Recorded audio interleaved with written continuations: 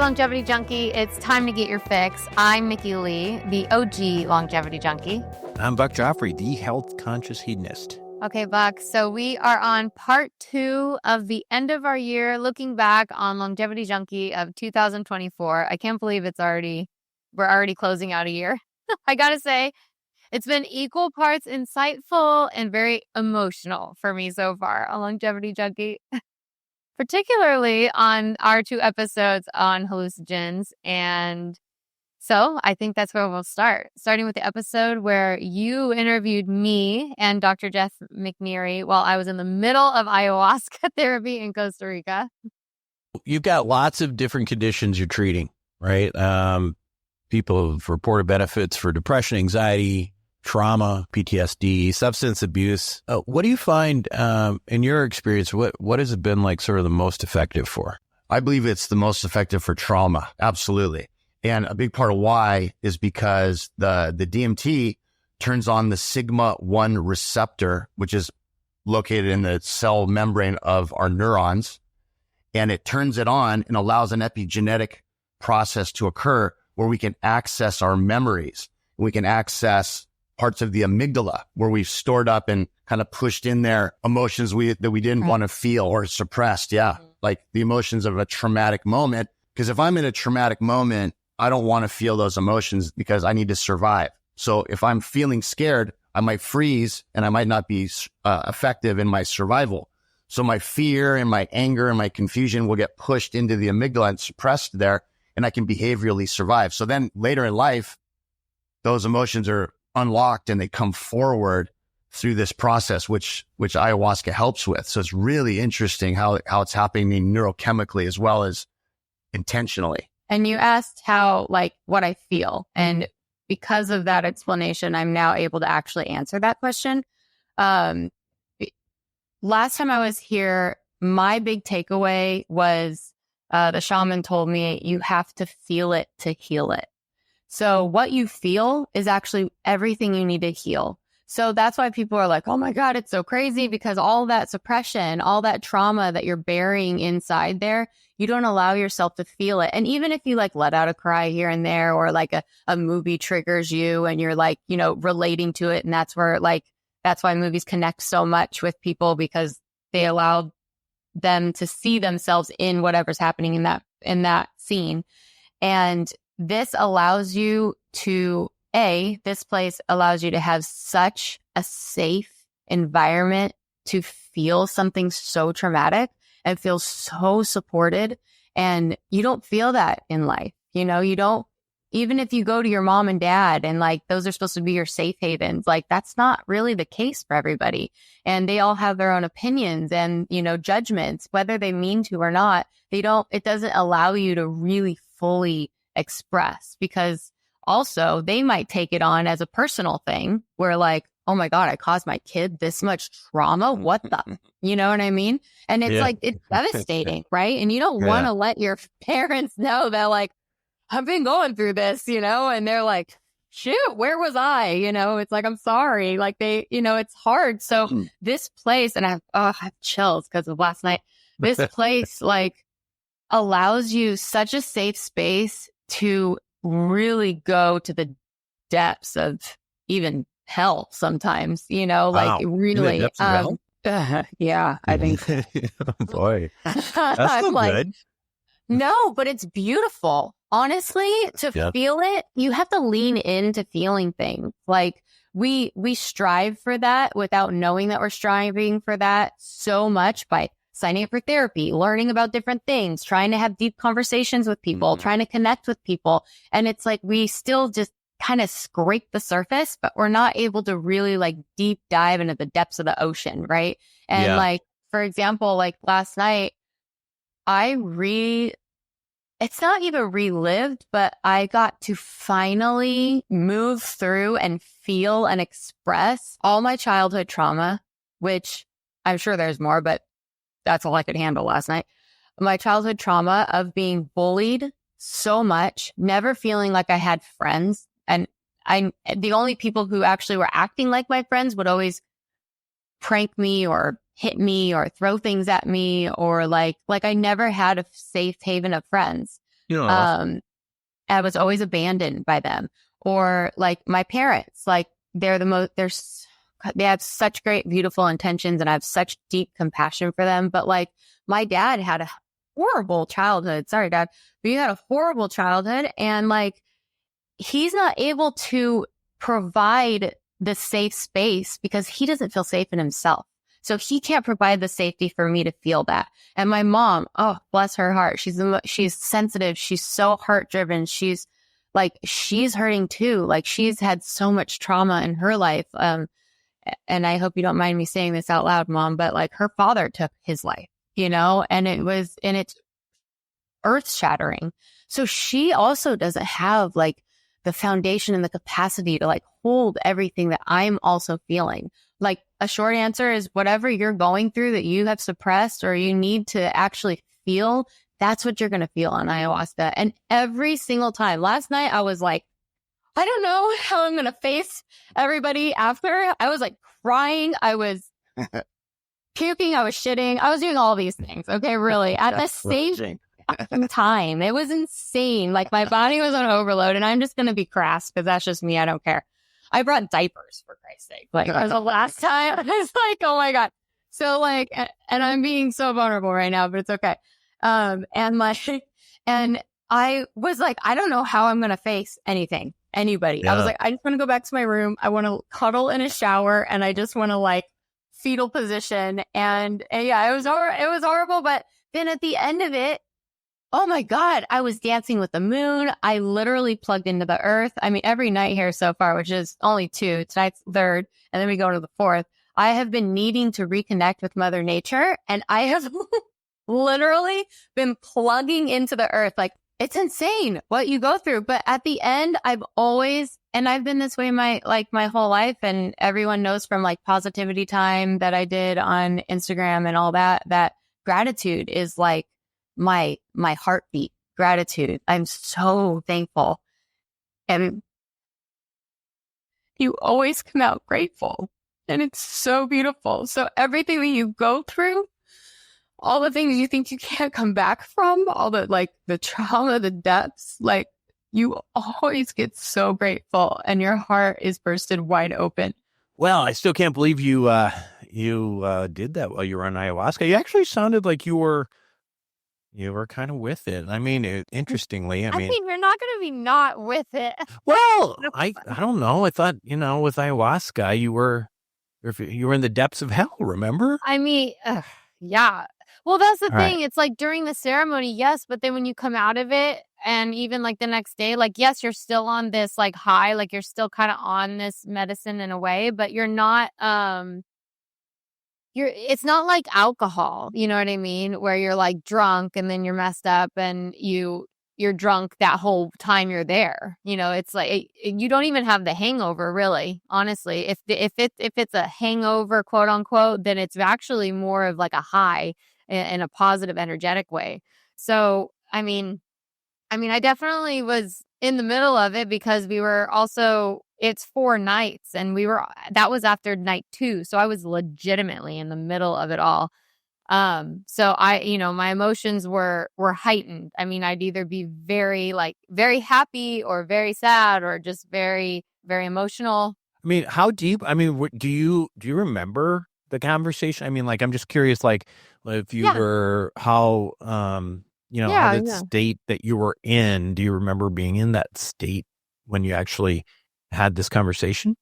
Yeah, I remember the conversation. So it was just kind of like, so you weren't like super deep in psychedelic land. No, I wasn't like deep in there like you are at night during the ceremony. No. You come out and you're like fresh and you're like, whoa, like you're still obviously it's fresh, but you're not in it like that. So I definitely come into, back to reality, if you will. And I'm able to be like, whoa, well, that was crazy. You can't necessarily, depending, I think, on the person, you can't really recall every damn detail. Some people can, but I'm not able to. But honestly, that was such a crazy experience that I actually did that and then shared it with the world. I know. It was impressive. I wonder how often that's been done. Right. Yeah, I don't Somebody know. being interviewed while they're under the influence of ayahuasca. Right. Yeah. I don't, I mean, I know. I don't know. I who I would knows? do it again, and I feel like it's kind of interesting to keep doing, like to do an interview after because each night is different, and so it would be really interesting to see how I don't know, just how I've Yeah, grown. I'd like to interview during the evening.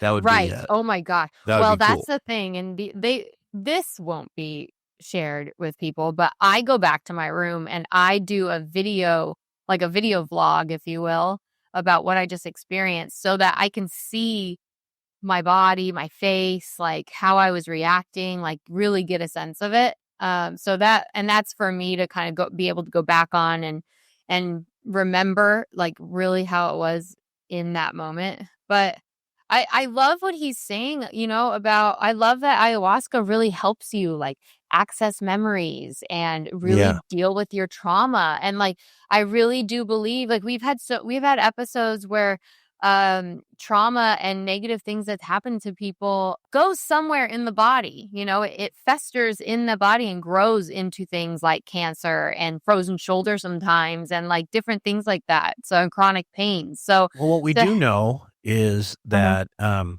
like for example, depression has a real physiological effect. We know that, for example, that people with depression have high levels of inflammation in their body, and the inflammation aspect of that, as we've discussed on this podcast multiple times, has like several downstream effects. Like with cardiovascular disease, people with depression are much more likely to die of cardiovascular disease, for example. right, right.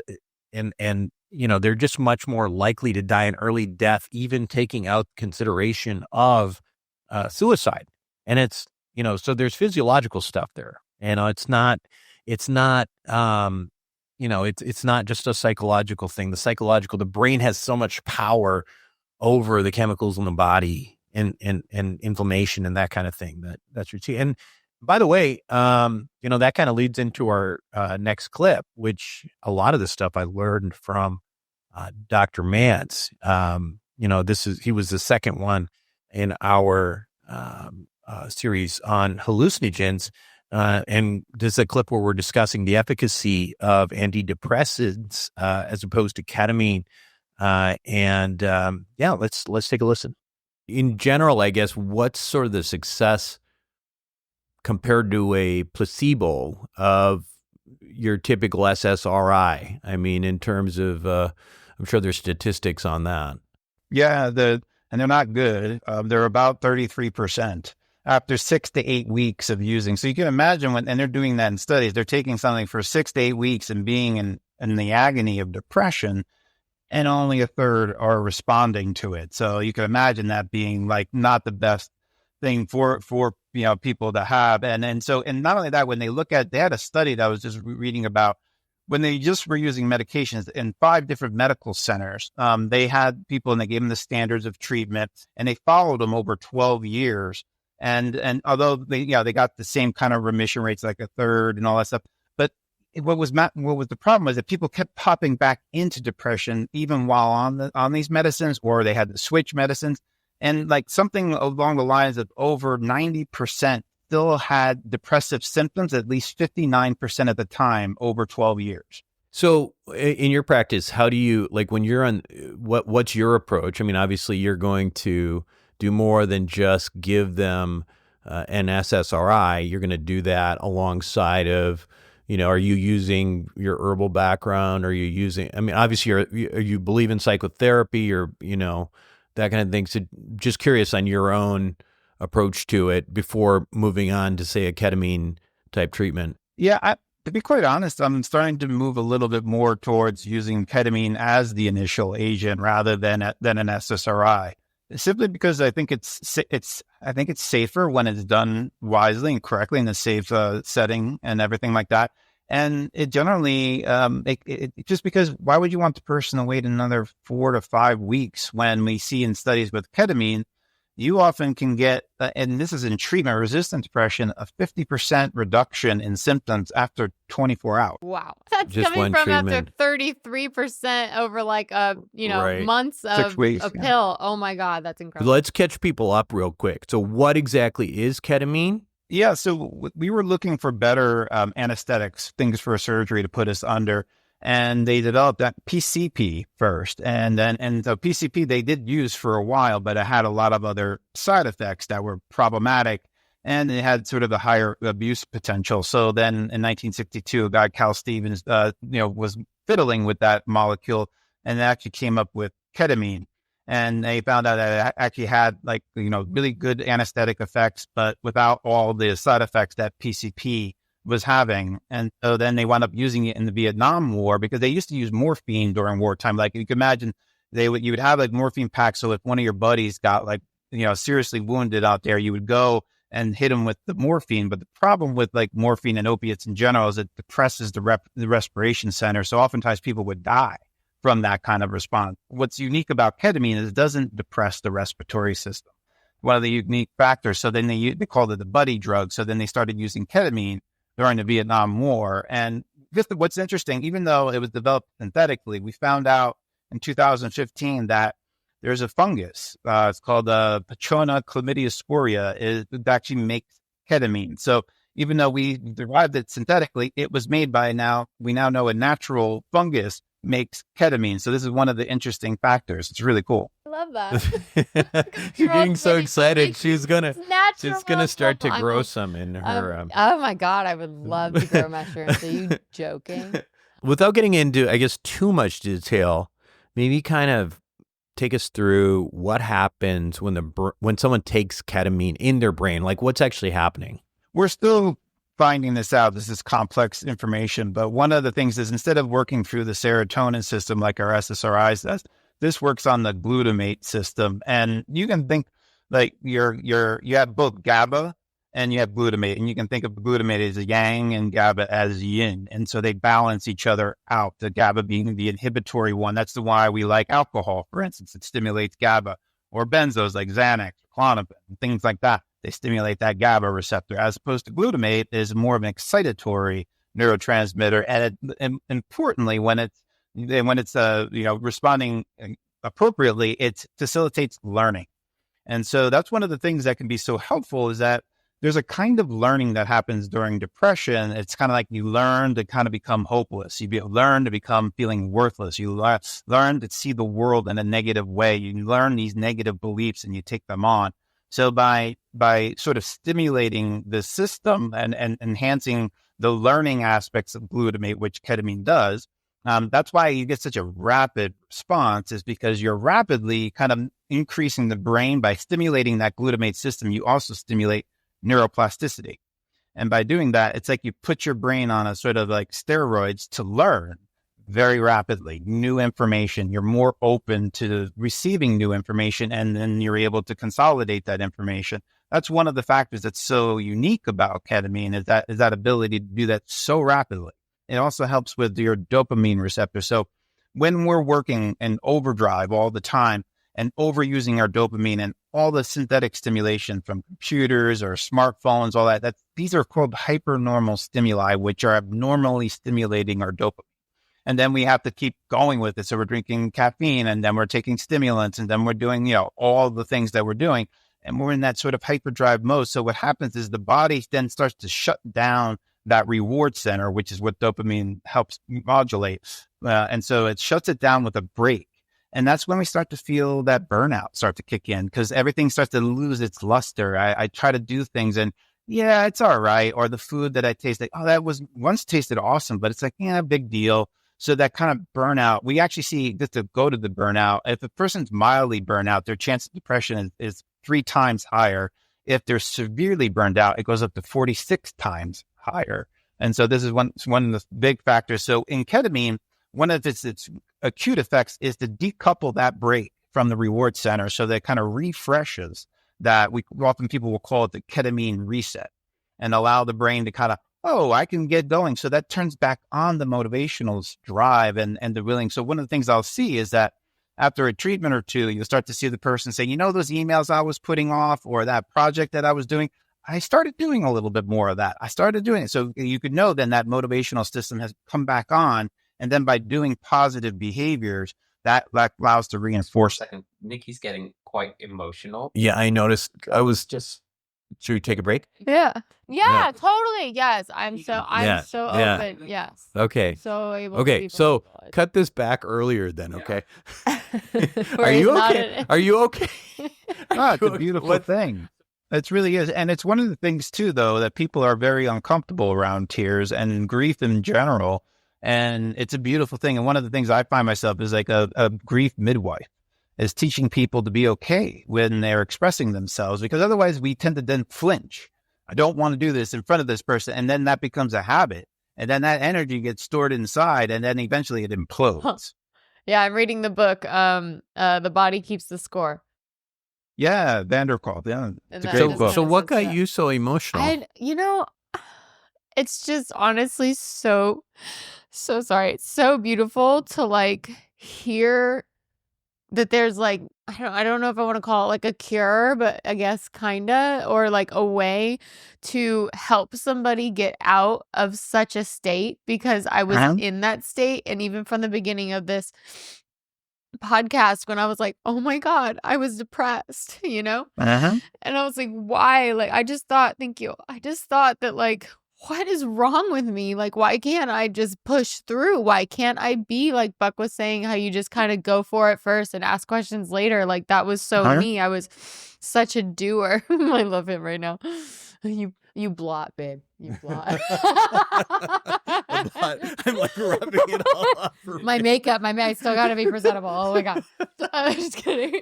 There's a cool stripe Thank you, now. though. Yeah, I'm sure there is. Oh my God. So funny. So yeah, and I was just in this state where I felt really helpless, like where I felt Right. like there was just no, like, what is wrong with me? Like I have an incredible diet. I'm very like aware of it.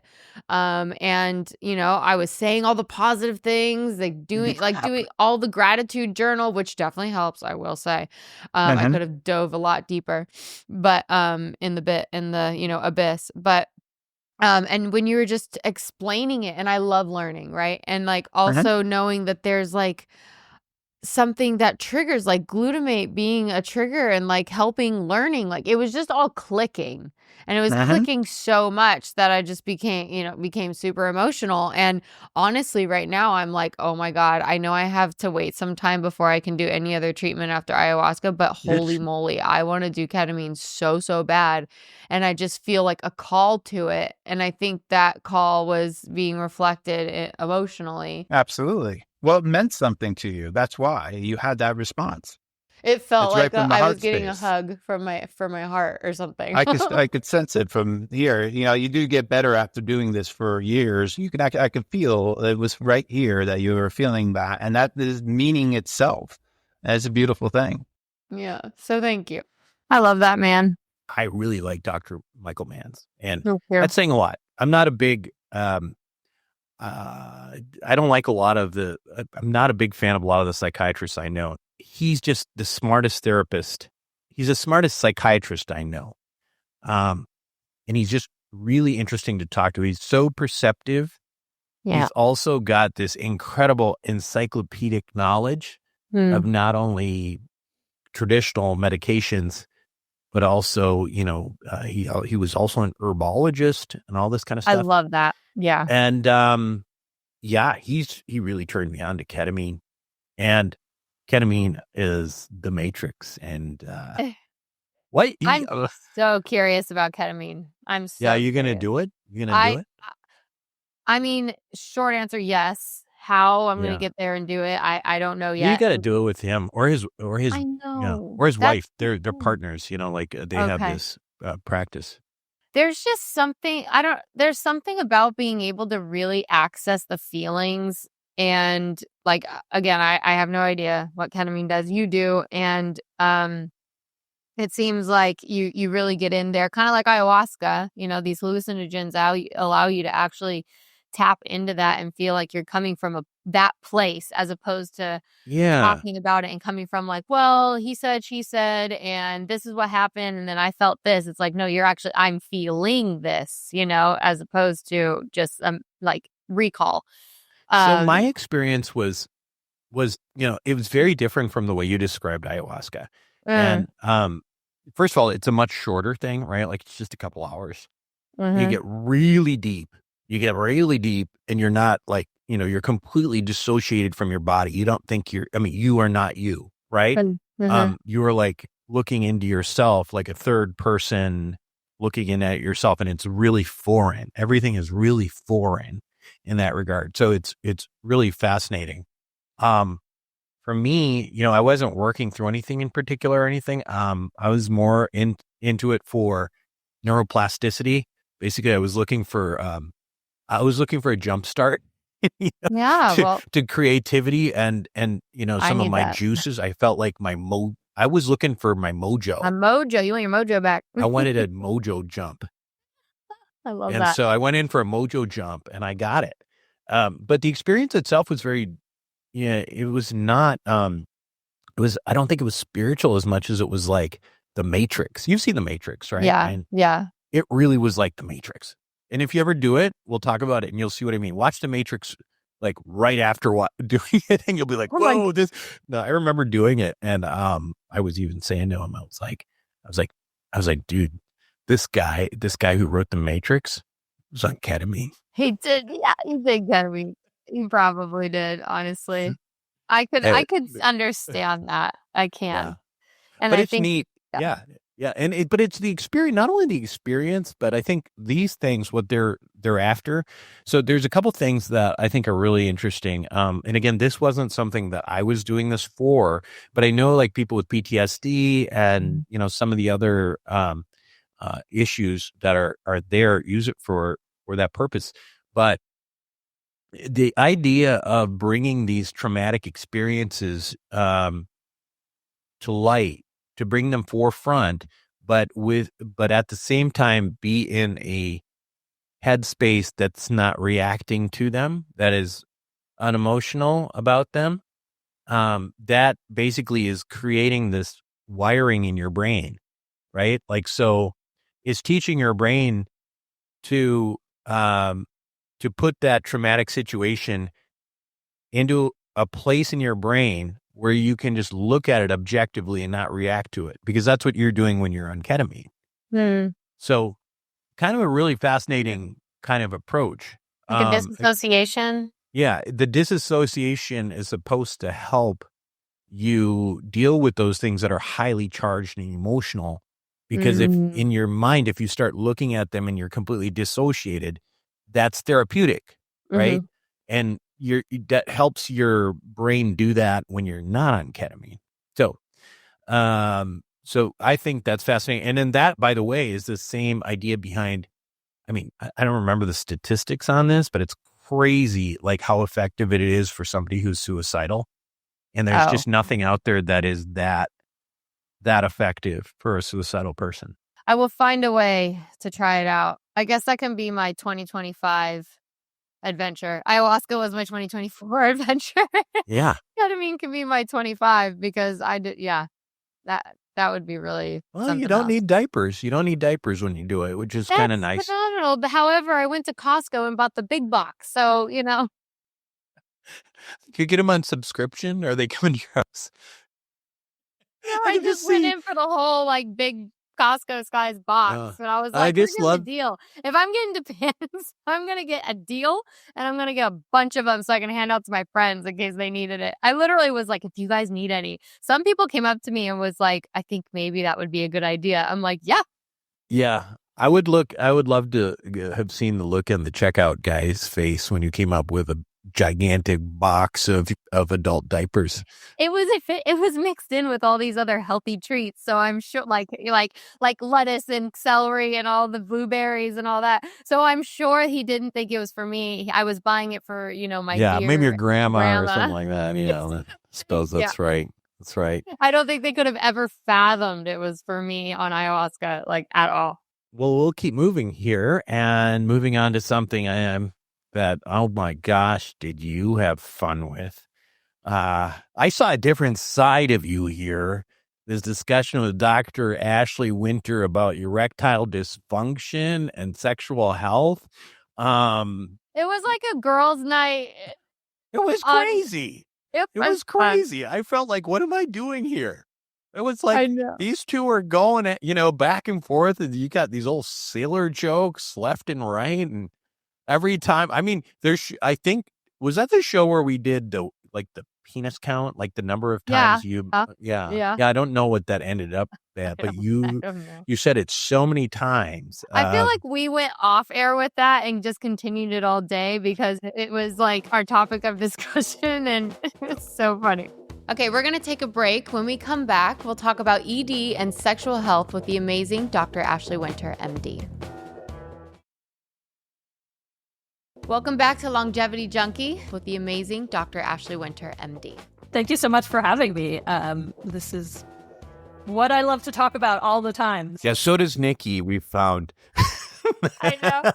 Isn't it so exciting that you know more about sex than most men? Oh yeah, my husband is a comedian, and he makes some joke on stage that I can flick his penis a certain way and he'll ejaculate a gold coin, and he's better. Oh my at the God. Is delivery he a of that, leprechaun? but like it's pretty hilarious, and that doesn't actually happen.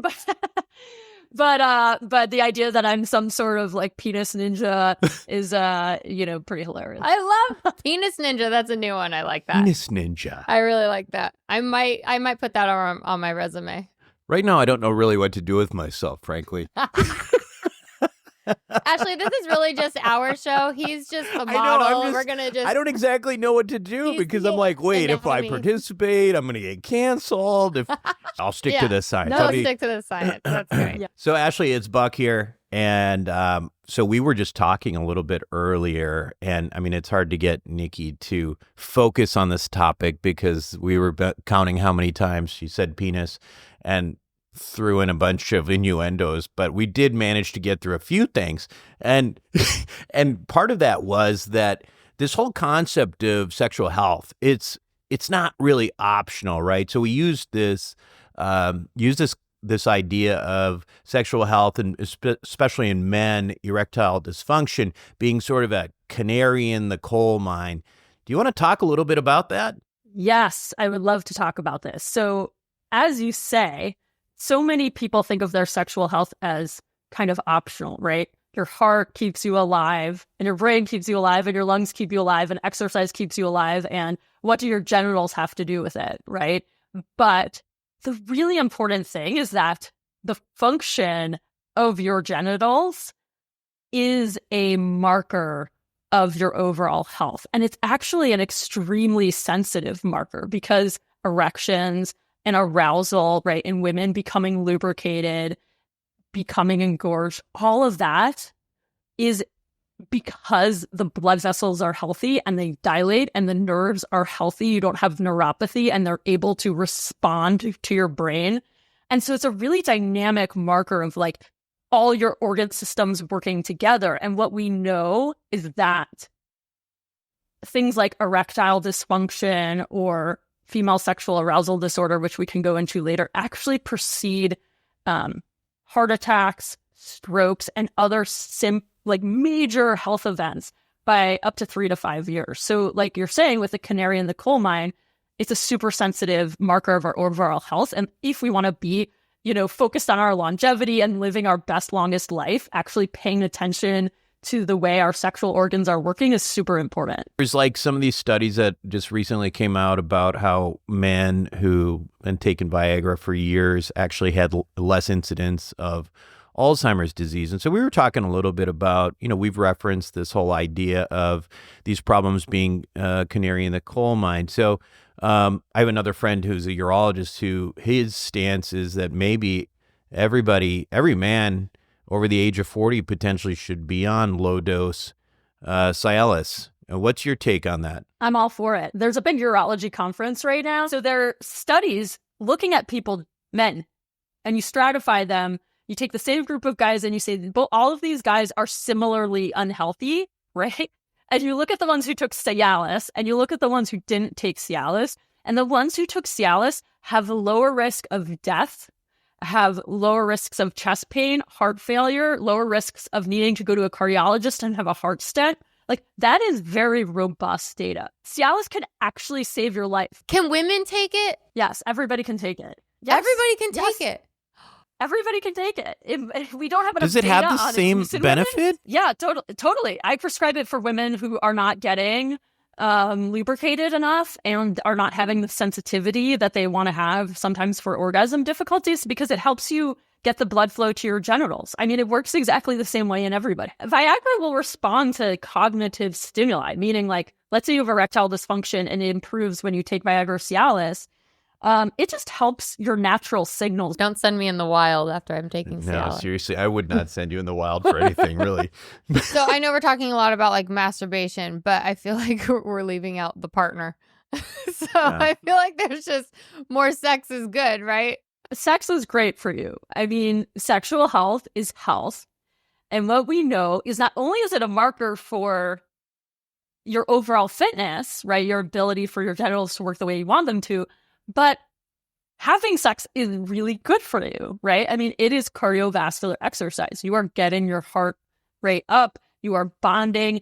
You have release of these really beneficial neurochemicals in your brain, like dopamine, oxytocin. You have what we call endogenous opioids released after your orgasm, right? So those are things like make you feel great, but from the inside, and they're healthy. So it's similar to what people have when they describe like a runner's high, right? It's the same chemicals being released in your brain. So, yeah, it's good stuff. We're going to take a quick break and we will be back with your healthy takeout. Welcome back to Longevity Junkie. I had so much fun on that episode. I feel like after hearing that again, that whenever I'm in a relationship, like when I get into a relationship finally, I'm going to be healthier than I am now. Yeah, absolutely. By the way, I get the one thing I got to tell you, she was talking about those smart cock rings. Right. She never got mine. I don't know. You didn't? No, did you? Did you get them? Your house manager stole them, Buck. They were being sent to your place. Yeah, I don't. Maybe. Do I need to talk to her? It's possible. It's going to be a sensitive thing. A sensitive thing, no pun intended. Yes, indeed. So she was going to send this, and basically these things were supposed to be sort of like the Oura ring for the penis. Yeah. So the Oura ring, you could you could wake up every morning and look at my Oura ring to see how I slept, and I guess it would just be one more thing to see how the rest of me worked out. Yeah. At night. I'm kind of jealous that you would get that. Yeah, but I never got it. Literally writing it down right now. Where in the world is our cock ring? Remember, it's smart cock. So that makes it smart cock. That makes it. Well, we makes don't want any dumb cocks, so smart cocks. Don't want any dumb cocks. You might have more experience with dumb cocks than me, but honestly, it's sad. That's why I'm cockless right now. Oh my God, dumbasses! God damn it. We're gonna get canceled. We're not. We're so fun. It's funny because I do think sometimes, like, are we going to get canceled for this segment? But no, I don't know. I see things that are more controversial that ruffle people's feathers more. We're not. Okay. And you know what? We're not in the cancel age anymore. It's kind of funny because I am technically Gen X, and there's we have a different way of talking, and we kind of are a little rough and rough which around I the edges. love. I love that. Yeah. And so I respond to that more. Yeah. And it's interesting because I'm like that around my kids, and they think it's funny and they like it. But my 10th grader, she's always like, Daddy, you're going to get canceled. You're going to get canceled. Oh gosh. Cancel culture is so in the forefront. That's why you repeat it like that.